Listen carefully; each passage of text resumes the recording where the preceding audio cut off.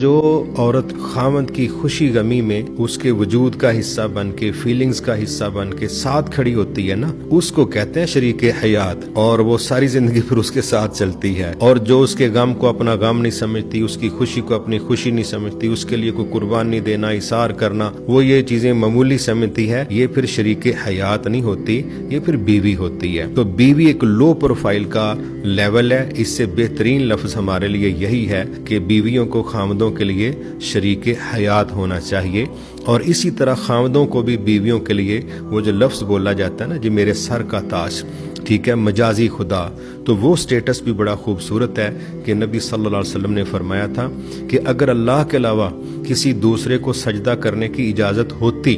تو میں بیویوں کو حکم دیتا کہ وہ خامدوں کو سجدہ کریں، لیکن چونکہ اللہ کے علاوہ سجدہ کرنے کی اجازت ہے نہیں، اس لیے میں نہیں کہتا کہ یہ اپنے خامدوں کو سجدہ کریں۔ تو وہ مجازی خدا کا جو تصور ہمارے ہاں ایک مثال کے طور پہ سمجھانے کے لیے دیا جاتا ہے، تو اسی لیے اسی طرح مردوں کو بھی اس چیز کو قبول کر لینا چاہیے۔ خام خواہ کے مردانگی جگانے کے چکر میں رف رویوں کی طرف جانے کی بجائے یا ایک فیلنگ لیس شخص بننے کے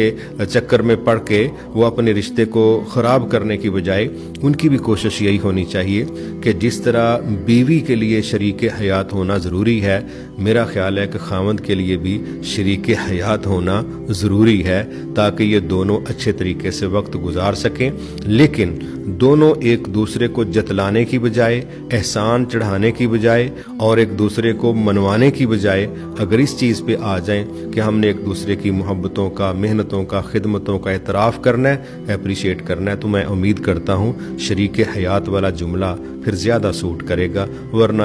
یہ بیوی ہے اور ہم ایک پروگرام میں ہم نے دیکھا ہے کہ بندہ تھا، اس کو پوچھتے ہیں کہ بھئی تمہارا تعارف کیا ہے، تو وہ کہا کرتا تھا مینوں خاوند کہندے نے۔ تو میرا خیال اس طرح کے تعارف سے ہمیں بچنا ہی چاہیے۔